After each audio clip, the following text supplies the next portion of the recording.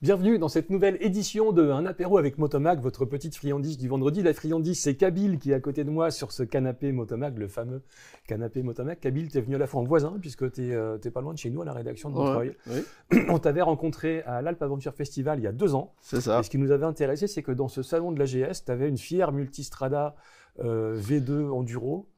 Oui, c'est ça. De 60 enduro. Qui avait plein de kilomètres. Tu Ouais. faisais beaucoup de voyages avec. Donc déjà, tu étais un peu singulier. Le fait de ne pas avoir une BM et le fait de beaucoup rouler. Depuis, tu es passé chez KTM. C'est ça. Tu as des origines marocaines.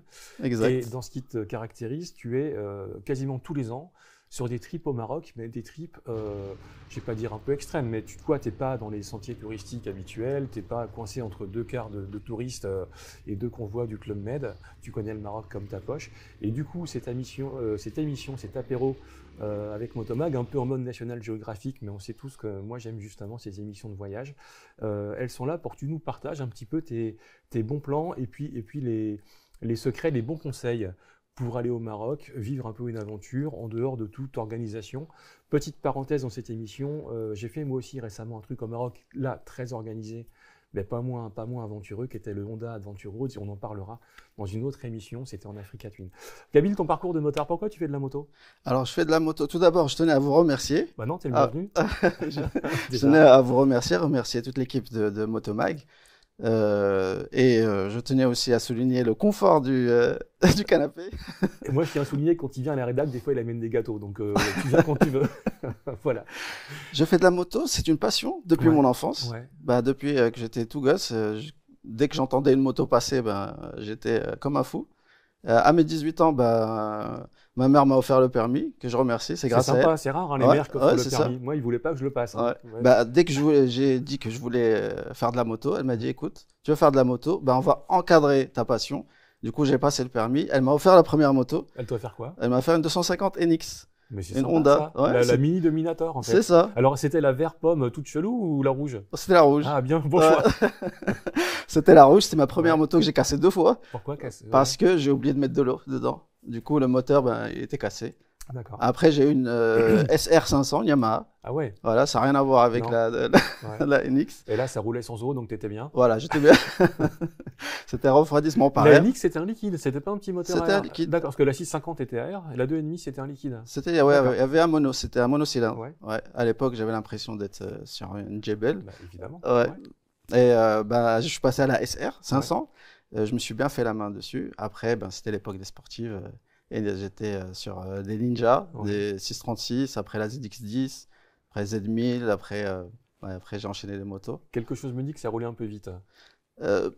À l'époque, il y avait encore un peu de liberté. Il y avait un peu de tolérance. Voilà, Il y avait un peu tolérance et un de peu liberté. Voilà. Donc tu descendais dans le sud ou au Maroc. Tu m'avais dit une fois, tu partais au Maroc avec tes sportives. C'est Tu ça. prenais la porte d'Orléans, bim, gaz, et Voilà. puis on lâchait une fois arrivé à Gibraltar, non? Voilà, c'était les 24 heures du bled. Les 20 heures Voilà. du bled. C'était les 24 heures du bled. Est-ce que tu arrivais vraiment à faire Paris-Gibraltar en 24 heures? Paris-Casablanca en moins de 24 heures. Alors, à ne pas recommencer Ah ouais, faut aujourd'hui, pas faire ça. sauf en avion. C'était la jeunesse, c'était la fougue, Ouais. c'était la liberté. Après, bien sûr, j'étais bien protégé en débardeur et en basket. L'important, c'est d'avoir une bonne paire de... C'est ça. Une bonne paire de baskets, mais le casque, par contre, Ouais. c'était un bon casque. D'accord. Voilà. Et il bougeait Jamais pas. eu de pépin, jamais eu de frayeur sur ces 24 heures du bled. Jamais. Parfois, il m'arrivait de faire un détour par le Portugal. Ah oui, Ouais, il parce que m'arrivait. sinon, t'arrivais trop tôt. Je faisais, quand je passais par le Portugal, bien sûr, je mettais un peu plus de temps. Ouais. Je faisais, après, avec le temps, j'ai commencé à faire des escales, Mm. avec l'âge et la maturité. Mais sinon, les 24 heures du bled, c'était vraiment une expérience que je regrette pas. Donc, Paris-Casablanca en sportif en 24 heures, encore une fois, les mentions légales nous obligent à dire, surtout n'essayez pas de faire pareil. Autre mention légale faite par un pilote professionnel sur route fermée, mais ça je sais pas si c'est crédible. À l'époque, tu étais donc plutôt branché vitesse, parce qu'aujourd'hui, quand on te voit, justement, on t'a croisé à l'Alpe Aventure avec ta fière Multistrada 1260 Enduro. Tu avais tout le profil du baroudeur, du vrai baroudeur, et on voyait dans ton équipement et dans la façon dont ta moto était préparée que vraiment tu fais de la piste, tu fais du chemin, tu fais du off-road, et tu en fais beaucoup. Donc comment tu as basculé de la route à cette ouverture d'esprit, je dirais, sur le monde du tunnel? Avec l'âge. Avec l'âge. Avec l'âge et aussi quand on fait beaucoup de quelque chose, à un moment, on n'a plus fin de vitesse, entre parenthèses. Et quand tu es à moins 10 000 points, tu te dis bon, je vais peut-être aller dans les chemins, il y a moins de radar tronçon. Bah, pour information, je n'ai jamais perdu mon permis. Ah non, mais ça, c'est injuste. Quand tu fais les 24 heures du bled, c'est injuste. À l'époque, il y avait la liberté. D'accord. Il y avait la liberté et, comme tu as dit, une certaine tolérance. Mm. Du coup, ben, c'était plus facile. Mais Ça prenait combien en croisière, un Ninja 636 un 636, ça prenait 2,4 facile. Ouais, 2,4, 2,40. Ouais, de 40. Ouais, et ça tenait la journée sans broncher. Ça tenait, bah, je passais mon temps à la station-service parce que c'était un petit réservoir. Tous les 3 quarts d'heure, en fait. Voilà, tous les 150 km, j'étais obligé de mettre de l'essence. Après, avec la ZX10, ça prend 2,99 et il y avait encore du rab parce que le compteur était bloqué, mais ça continuait d'avancer. Ouais.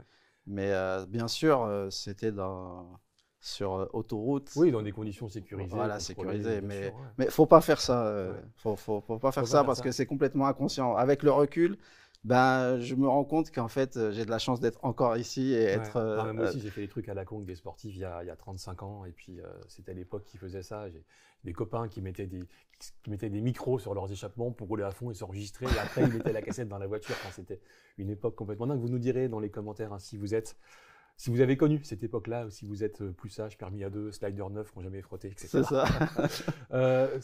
Question, ça tenait les pneus? Ils tenaient la distance ou il fallait les changer à Casablanca parce qu'ils étaient complètement rôtis? Non, ça tenait. Tu faisais l'aller-retour avec un train de pneus? Avec un train de pneus, et je faisais une petite vidange intermédiaire à Casablanca, mais vu qu'il y a beaucoup de virages en Espagne, c'est des belles routes, ben, du coup le pneu n'était pas carré.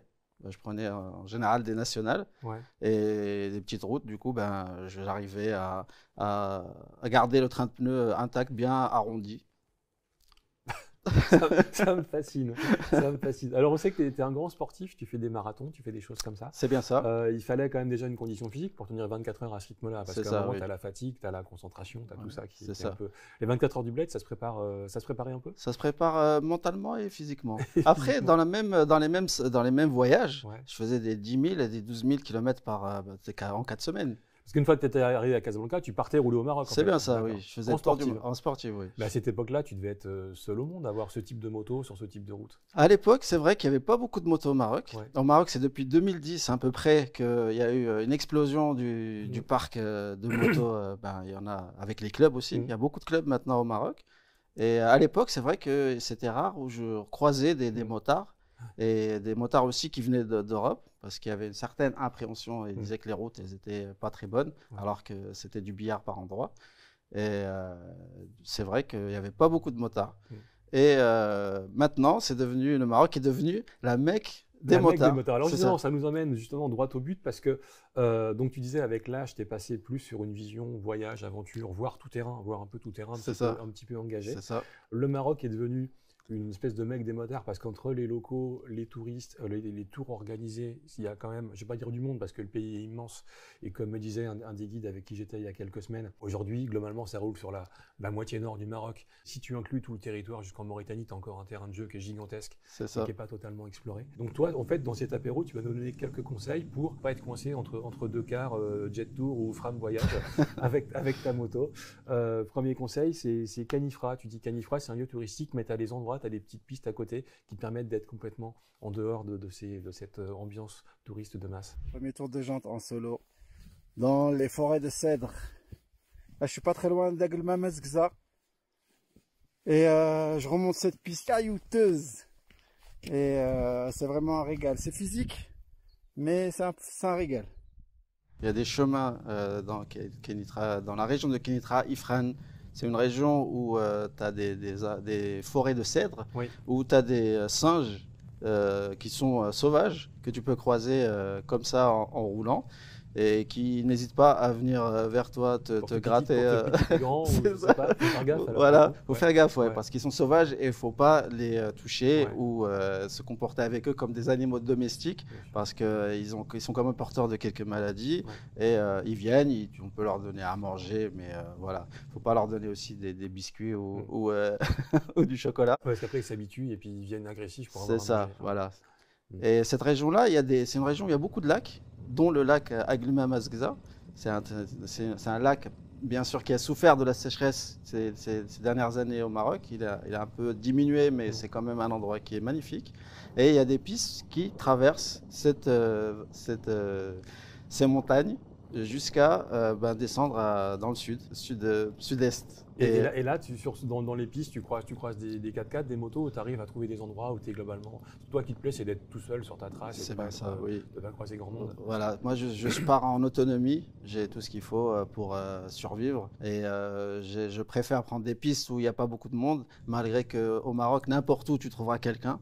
Même quand tu crois qu'il n'y a personne, il y a toujours quelqu'un. On fait des rencontres insolites. Avec des personnes, même des animaux, comme je t'avais raconté. Oui, tu étais attaqué par un mulet. Par un mulet, ouais. Voilà. Le mulet, il a failli m'étrangler. Et un mulet, c'est plus fort que toi. Ouais.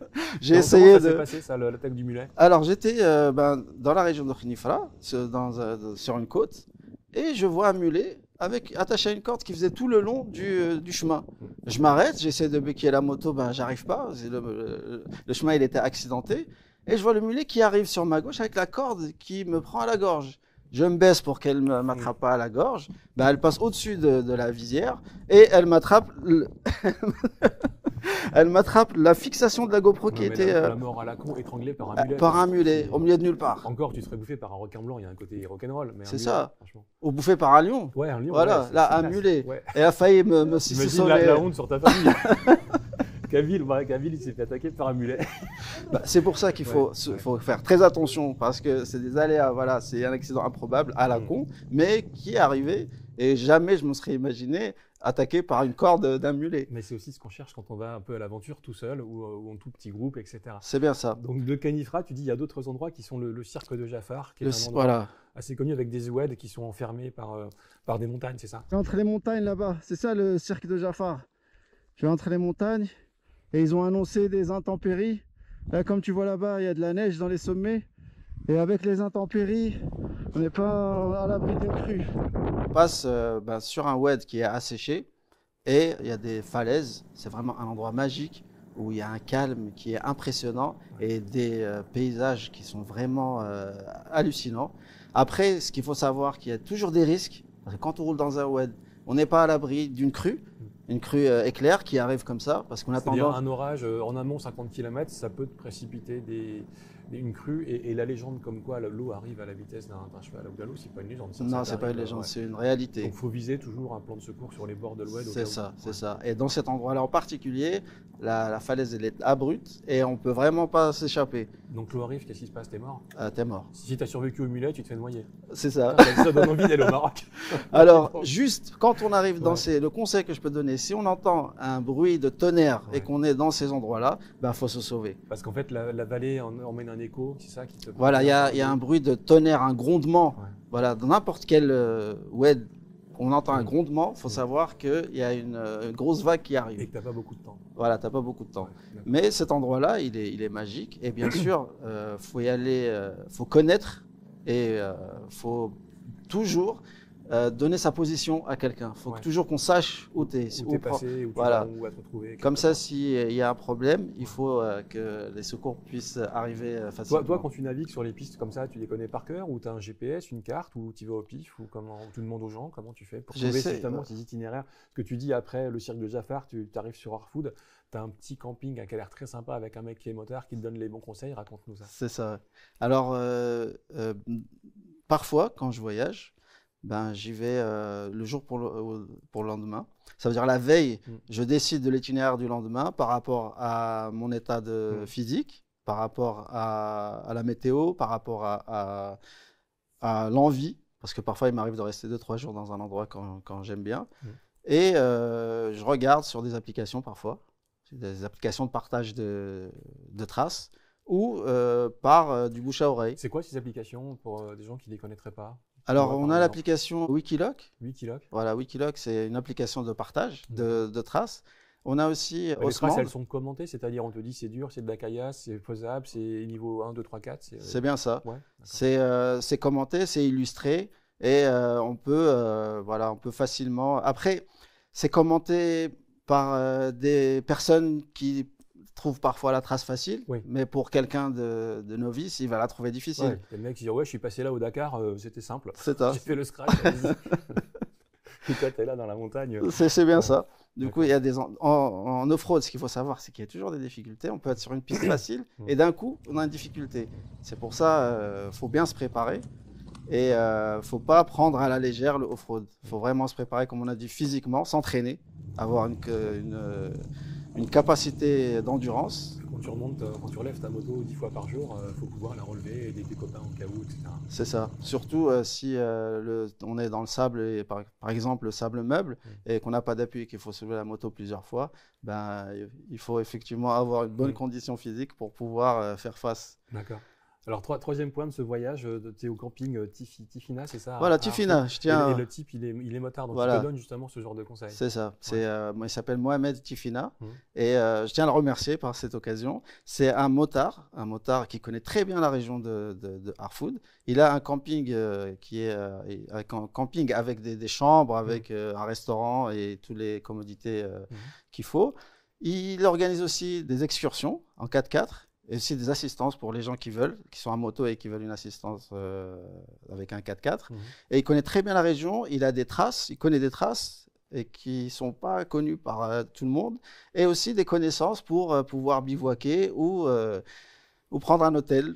D'accord. Donc c'est ce genre de contact qui permet de continuer le voyage. C'est bien ça. Et tu dis, toi, quand tu arrives à Harfoud, après, tu as Tafraout, mais pas le Tafraout qu'on connaît. Voilà. Celui où il y a les roches peintes dans le désert, qui est juste un endroit absolument incroyable. C'est ça. Mais un Tafraout qui est au bord du désert. En fait. C'est ça. C'est Tafraout Sidi Ali. C'est un petit village où il y a des riads, il y a des hôtels. Et de là, on commence le sable, le désert.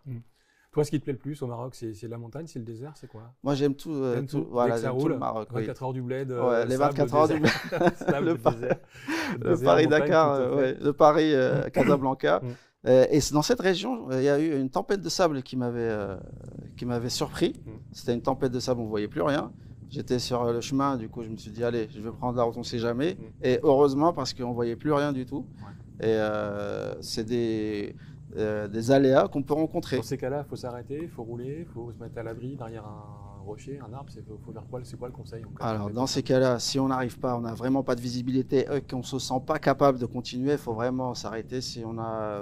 Même si on arrive à dresser la tente rapidement, même si avec le vent, elle risque de s'envoler, et il faut se protéger et attendre que ça se passe. Et vraiment protéger la respiration. Et la moto, elle souffre, j'imagine, filtre à air et compagnie. Après, oui, elle souffre, mais bon, c'est fait pour, c'est étudié pour, et à la fin du road trip, bien sûr, ou pendant, on peut nettoyer le filtre à air facilement. D'accord. Autre point, une fois que tu es dans le désert, tu as des endroits comme Zagora. Un peu de Zagora. Zagora, c'est devenu aussi une étape incontournable des motards en off-road parce qu'il y a beaucoup de garages de motos qui dépannent. Il y a aussi beaucoup de garages de 4x4. En fait, j'ai vu des Land Cruiser, des Land Rover, des trucs, ils ont tous 1 million de kilomètres. On y va à coup de marteau et ça repart. C'est ça, c'est le système D. Voilà, là-bas, tu es en panne, on te dépanne. Voilà. Même avec une Ducati 1260 une 1260, jamais eu de problème. Même avec mes KTM, jamais eu de problème. Même pas de crevaison, rien du tout. Et ces garages-là, ils te permettent de partir plus sereinement. Et même les appeler, ils peuvent venir sur place pour l'assistance, en cas de panne. Et de là, le vrai désert, si on peut dire ça, les vraies dunes commencent. Ça veut dire à partir de Zagora vers Mohamed El Ghizlan. Mohamed El Ghizlan en arabe, en français, ça veut dire les gazelles. Et de Mohamed El Ghizlan à Foumzguid, voilà, c'est une partie qui, avec une particularité, c'est une chaîne montagneuse qui sépare le sable des plateaux. Et entre les deux, il y a des réserves naturelles avec des autruches. Mais tu peux passer en moto, voir les autruches à côté de toi ou il faut prendre un 4x4 de touriste? Non, c'est vraiment le truc. C'est une réserve, là, on peut passer en 4x4 ou en moto, ou même à pied, et croiser les autruches et les gazelles. Et t'en vois régulièrement ou c'est quand même un peu rare? Il y a des heures précises sur les points d'eau, le matin, le soir, des choses comme ça? C'est comme avec tous les animaux, c'est des coups de bol, des coups de chance, on peut les croiser. Mais si tu te mets, toi, si tu es sur une réserve et que tu te mets à 6h du mat près d'un point d'eau, tu as des chances d'en voir quand même. C'est ça, c'est bien ça. Quand tu es en plein cagnard à midi, dans un endroit où il n'y a pas de l'ombre, c'est plus compliqué. C'est ça. Mais c'est surprenant. C'est surprenant de trouver une autruche au milieu de nulle part. On ne s'attend pas. On ne se dit pas qu'il y a des autruches dans cet endroit-là ou des gazelles. Alors que c'était c'était implanté, c'était ramené par des Émiratis, si ma mémoire est bonne, et ça a proliféré, il y en a. On arrive et il suffit juste de passer dans l'endroit où ils sont, parce qu'ils sont entre les bancs de sable et la chaîne montagneuse. Et elles bougent pas, c'est leur territoire en fait. Ouais, c'est leur territoire, voilà. Elles sont vraiment bloquées entre les deux. Et dans ces chaînes montagneuses, il y a des grottes avec des peintures rupestres, il y a plein de choses à voir, et il faut connaître. Voilà, il faut connaître. Et il y a un village qui s'appelle Sidi Abnebi, où il y a un riad. C'est un village vraiment paumé, au milieu de nulle part, à côté du lac Ereki. Le lac Ereki, c'est un lac asséché, où ils vont, les motards là-bas, ils font les cons. Vraiment, il faut arrêter de bombarder là-bas. Parce que du coup, ils roulent à bloc sur le lac. À bloc sur le lac, et là, des bancs de sable mou. Et là, c'est la pire. Il faut arrêter pour des questions de danger, pas forcément pour des questions d'environnement ou des choses comme ça. Voilà, c'est que le lac, un coup de vent et c'est resurfacé et ça repart. En fait, voilà, il y a des bancs de sable qui sont meubles et quand on est en pleine balle et qu'on va sur le mont. Et est-ce que tu peux pas lire le paysage? C'est-à-dire que moi, j'avais vu, ce que j'ai fait au Maroc récemment, plus le sable est foncé, plus il est porteur. C'est une règle universelle ou il y a des pièges? Il y a des pièges. Il y a des pièges. Voilà. Méfiance. Voilà, méfiance. Non, parce que toi, j'ai vu des morceaux de sable clair, des morceaux de sable un peu brun.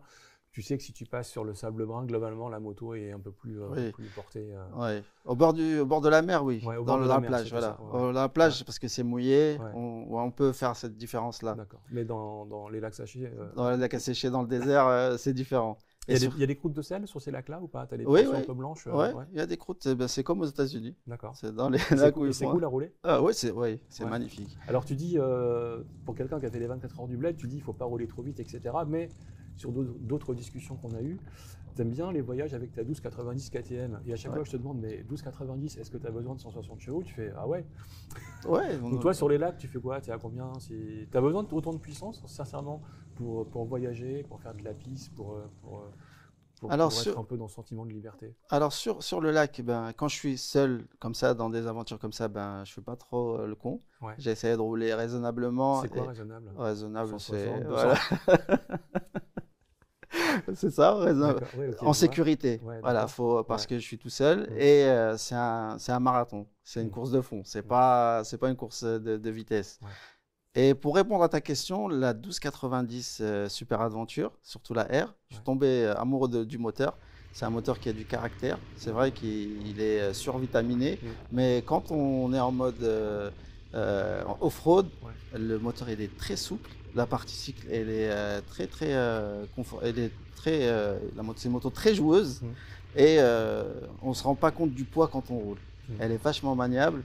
Et c'est une moto que j'aime beaucoup. Et plus que ta Ducati d'avant, ou c'est quoi les différences que tu mettrais sur ces deux motos? Alors c'est des caractères moteurs différents. Par exemple sur la Ducati Enduro, la 1260, c'était une moto avec un gros réservoir de 30 litres. Je l'appréciais sur route parce que je pouvais faire des étapes de 500 km avant de faire le plein. Par contre la 1290 KTM, elle est plus joueuse et la partie cycle elle est plus maniable. Elles sont confortables, les deux motos elles se valent et j'ai apprécié les deux. D'accord. Mais là ça fait ta 3e KTM d'affilée, donc depuis un an, donc il y a quand même ou depuis 2 ans. Donc même plus parce qu'avant d'avoir la Ducati j'étais déjà chez KTM. Ah d'accord. Voilà. Donc la Ducati c'est une parenthèse en fait. Voilà, c'est ça, c'était une parenthèse. J'avais commencé avec une 790 Duke. Et après, en arrivant notre Tracer 900, ça n'a rien à voir. La 790 Duke, c'était un roadster, voilà, c'était pas très confortable pour voyager. Après, j'ai eu une 1290 Super Adventure S, les deuxième génération. Après, la Super Duke R, la deuxième génération, pareil. Super Duke R, je te dis pas le carnage. Je connais. Voilà, sur route fermée en roue arrière. Je connais. Et après, j'avais essayé la Ducati, que j'ai appréciée. Avant d'acheter la moto, on me disait, oui, attention, Ducati, prépare ta outil. Ouais. Et tu as fait plus de 50 000 bornes avec, sans aucun souci? Rien du tout, 46 000 en un an. 46 000 en un an, monsieur dame. Rien du tout. Rien du tout. En plus, j'avais mis de l'essence coupée à l'eau une fois. J'avais des bruits bizarres avec de la fumée bizarre bleue. Mais ça marchait. Ça fonctionnait. Dès que j'ai mis de l'essence de qualité, c'est reparti, sans aucune intervention. Et c'est même KTM, j'ai rarement eu des petits problèmes comme ça réglés en garantie comme toutes les marques. Ouais. Mais sinon, faut pas avoir d'a priori ou écouter les Valentino des réseaux sociaux. Les Valentino de Facebook qui te disent non, attention, il y a ceci et cela, alors qu'ils n'ont jamais connu les marques. Toutes les marques. Ils n'ont pas fait de kilométrage comme toi. C'est bien ça, c'est bien ça. D'accord. On termine le voyage avec Ouarzazate. Tu dis après, on peut se rapprocher de la côte et continuer sur le Maroc. On a envie d'en savoir plus sur toutes les petites adresses secrètes, etc. On ne fera probablement revenir. Tu dis le Maroc, c'est intéressant parce que c'est de l'aventure à pas cher. C'est-à-dire que tu prends le bateau hors saison, sans cabine, hein, j'imagine que tu dors sur un banc dans le passage. Ça coûte combien? Pas forcément, on peut prendre cabine. Même en cabine, on peut prendre cabine ou à l'aller. En général, moi je prends fauteuil. Ça veut dire déjà j'ai mon équipement pour dormir. Du coup, je dors, j'ai mon sac de couchage, tout ça à l'aller parce qu'on est encore frais. Au retour, je prends une cabine parce qu'on est entamé, on est fatigué. Du coup, forcément, on prend la cabine. Ça coûte combien ça? À peu près dans les 300-350 euros. C'est 7 Tanger ou c'est 7 Nador ou 7 Tanger, voilà. L'un ou l'autre. Pour 350 euros, aller-retour avec la moto. D'accord. Voilà, c'est des prix abordables. C'est raisonnable. Après, une fois sur place, ça dépend de si on bivouac, si on prend l'hôtel. Moi, en général, je bivouac un jour sur deux et je prends l'hôtel pour les commodités. On en a pour 700-800 euros. D'accord. Ça veut dire pour 1200-1300 euros, 3 semaines. 3 semaines. Voilà. On peut vivre l'aventure. Mais 1200 euros, c'est comme je disais tout à l'heure, c'est une semaine à l'hôtel Ibis de Beau. C'est bien aussi, mais c'est pas le même délire. C'est pas le même délire. C'est quoi les conseils que tu proposerais à tous ceux qui seraient tentés justement d'être dans une forme d'aventure à la fois tout seul, parce que toi, là, tu étais parti à deux, mais ton ami à qui on salue et on dédie cette émission a eu un petit accident de santé sur le bateau, donc a été électroyé. C'est ça. Raconte-nous un peu le projet. Le projet, c'était de partir. C'est mon pote Momo, que je salue. Il est porteur d'handicap et on voulait montrer que l'handicap n'était pas un frein dans la vie. Pour faire de la moto, lui, il a fait du off-road, il a fait le Paris-Dakar par les pistes, il a fait l'Algérie, c'est un grand motard. Et on est partis ensemble. Et malheureusement, il a fait un AVC dans le bateau. Et du coup, il a été transporté en urgence en Espagne. Et je me suis retrouvé seul. C'est pour ça les conseils, faut vraiment avoir ou un téléphone satellite, ou une balise, ou informer les gens où vous êtes. Il ne faut pas partir comme ça sans que personne sache où vous êtes. Et au niveau de la préparation de la moto, il y a des choses particulières sur la protection, sur les pneus, sur des pièces, sur des choses comme ça. Parce que l'air de rien, on dit que tu as des ateliers partout au Maroc, etc. Mais tu grilles une pièce un peu moderne, électronique d'une moto, tu ne peux pas la trouver facilement. Comment tu vas faire? Alors, pour la préparation, il faut protéger la moto. Essayer de la protéger au maximum. Pas surprotéger, mais protéger. Il faut aussi protéger le pilote, se protéger soi-même. Toi, c'est pare-pierre, airbag, c'est quoi? Moi, c'est le pare-pierre. Vu qu'il fait chaud, je mets un gilet pare-pierre avec un petit... ou une combinaison. Ça dépend de là où on est. Et aussi se préparer physiquement. Ça veut dire être bien entraîné pour pouvoir faire face au chemin. Donc aller à la salle de gym avant de partir. Voilà, oui, c'est ça. On a tendance à négliger ce côté-là du physique parce que si on ne se prépare pas physiquement, on est fatigué très facilement et il y a un risque de chute et d'accident. On voit, toi, tu as un beau niveau en tout terrain, mais on voit tes photos et la moto, elle chute régulièrement. C'est ça. Tu te mets combien dans une journée moyenne? Quand j'étais dans le sud, dans le sable, avec le poids, j'ai chuté 3 fois. Et les 3 fois, je l'ai soulevé. La deuxième fois, j'étais à côté d'un riad. Il y avait un gars, il est venu me donner un coup de main parce que je commençais à être un peu entamé. Mais c'est le mental. Le mental, il joue beaucoup. Il faut vraiment, parce que le sable meuble et le poids. Et il faut avoir les techniques aussi pour soulever la moto. Et c'est quelque chose qu'il faut prendre en compte. Et pourtant, toi, tu es en autonomie, donc tu as une moto qui est lourde, parce que tu as ta tente, tu as ton réchaud, tu as des fringues, tu as tout ça. Elle pèse combien ta moto quand tu pars là-bas? Alors la moto seule, elle pèse 245 kg, plus une sacoche de 38 litres et une autre de 31 litres et le top case, une sacoche à l'arrière aussi de 30 litres. Tu es à 350 kg. À peu près. Je suis au moins... Une bonne Goldwing. C'est bien ça. Je suis au moins à la 350 kg. Au moins. Après, on le sent vraiment dans les chemins, on sent que ça t'emporte un peu. Il y a des pilotes qui disent oui, mais c'est pas du off-road, la moto est trop lourde, tout ça. Mais le challenge, il est là. Ça veut dire quand tu pars avec des grosses mémères comme ça et tu arrives à faire ce qu'un enduro il fait, à la fin, on est fiers et c'est des souvenirs qui restent. Et c'est quoi les moments forts? C'est poser ta tente le soir dans un paysage sublime où tu es tout seul et de faire ta petite soupe au réchaud et te dire que voilà, il n'y a pas mieux au monde. C'est quoi? C'est se gaver de paysage. C'est rentrer à Paris, tout se refiler dans la mémoire. C'est quoi les moments forts d'un voyage comme ça? C'est rencontrer un mec paysan sur une route et discuter un peu le morceau. Oui. Bah, c'est tous ces moments-là. C'est la rencontre des gens. C'est les paysages plein la tête. Et le meilleur moment de mon dernier voyage, c'est quand j'ai bivouaqué sur le lac Eriki, à la Belle Étoile. C'était vraiment merveilleux. J'étais tout seul. Il n'y avait pas de faune, pas de fleurs, il n'y avait rien du tout. Pas un T-Max en Akrapovic dans les environs. Non, il n'y avait rien du tout. Et en plus j'ai croisé, dans le lac d'Eriki, j'ai croisé un gars en mobilette. Je l'ai croisé 2 fois, il ne s'était pas arrêté. Et le 3e jour, quand j'ai voulu, j'ai cherché le Titanic. Imagine-toi qu'il y a un restaurant qui s'appelle le Titanic au milieu du désert, qu'il faut vraiment visiter. Je suis passé par le village de Sidi Abdinbi et je croise le gars dans un riad. Il m'a fait un tagine, il m'a accueilli comme si j'étais quelqu'un de la famille, que je remercie par la même occasion. Et c'est tous ces moments-là qui font que c'est merveilleux. Après, quand on rentre à Paris, non, c'est pas la même humanité. C'est ça. Et il y a une petite déprime qui s'installe. Dès qu'on remonte déjà du désert, il y a quelque chose qui se passe. Les gens, ils sont pas les mêmes. Les paysages, c'est pas les mêmes. Plus de béton, plus de... Mais c'est une bonne chose pour repartir. Voilà. Tu sais pourquoi tu es parti quand tu reviens, en fait, c'est à ça. Paris. On recharge les batteries et on se prépare pour un prochain road trip. Comment tu définirais le Maroc, en fait? C'est quand un mot, une phrase, c'est quoi? Alors, le Maroc. 40 fois et à chaque fois, je vois pas la même chose. Ouais, c'est ça. À chaque fois, je découvre. Le Maroc, voyage au pays des merveilles. Carrément. Voilà. D'accord.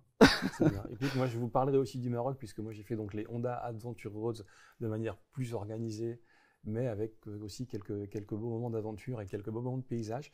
Ton prochain projet, tu es déjà allé... Alors toi, tu as déjà fait Maroc, Mauritanie, Sénégal. Là, tu as envie d'aller encore plus loin. Pour plus bas, oui. Ton prochain projet, c'est quoi? Le prochain projet, j'aimerais arriver en Côte d'Ivoire. Voilà, j'ai fait le Paris-Dakar-Paris, aller-retour. Et j'aimerais découvrir le Mali et la Côte d'Ivoire, toute cette région de l'Afrique de l'Ouest. D'accord. Et l'idée, c'est quoi? C'est après les 24 heures du bled, c'est les 48 heures d'Abidjan ou tu prends un petit peu le temps, pour y aller? Maintenant, on prend le temps, on fait des escales et on profite. D'accord. Voilà. Cette soif de vitesse est partie. Et on n'a plus le choix aussi.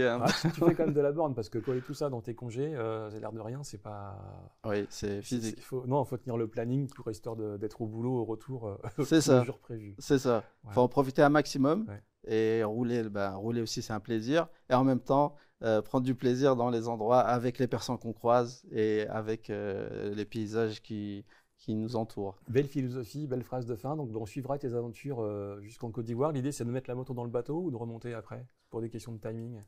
Pour des questions de timing, comme d'habitude, 7 Tanger. Et après, on trace. D'accord. Oui, faire des grandes étapes, parfois de 1000 ou 1500 km. Histoire de. Des étapes comme ça dans la journée. Ouais, dans la journée, parfois, ça m'arrive, oui. En remontant du Sénégal, j'ai fait Nouakchott, Bouche-d'Or. Ça fait 1100 km. Après, j'ai fait Bouche-d'Or, 1500 en une journée. Après, il m'a fallu 2-3 jours pour récupérer parce que j'étais en train. Tu sais qu'il y a un truc que les Américains appellent l'iron butt, donc le cul en fer. Et je crois que tu es qualifié pour ça parce que je crois que tu as plusieurs niveaux, c'est 800, 1000, 1200. Et après, tu as la façon de les répéter jour après jour. Il faudra que tu leur envoies tes itinéraires pour qu'ils t'envoient une petite médaille. Kabil, tu reviens quand tu veux. Belle source d'inspiration de Kabil qui part voyager avec sa moto, qui fait des milliers de bornes, 46 000 bornes en un an en multistrada, vélo enduro, bel exploit. Ça roule tout autant avec les KTM que tu as aujourd'hui. C'est ça. Merci pour ces petites adresses hors des sentiers battus et des gros endroits touristiques au Maroc. Vous nous dites ce que vous pensez de Kabil, du Maroc, des 24 heures du bled et au-delà de ça, de l'aventure à moto parce que c'est ça qui nous rend vivants, surtout quand on revient dans le béton parisien. C'est ça. Gagner sa maigre pitance. Merci à vous, on est prudent au Maroc ou ailleurs. Bisous sur le casque. Kabil, tu reviens quand tu veux. Merci à Fredo, à la technique, comme toujours, impeccable. Bisous, ciao.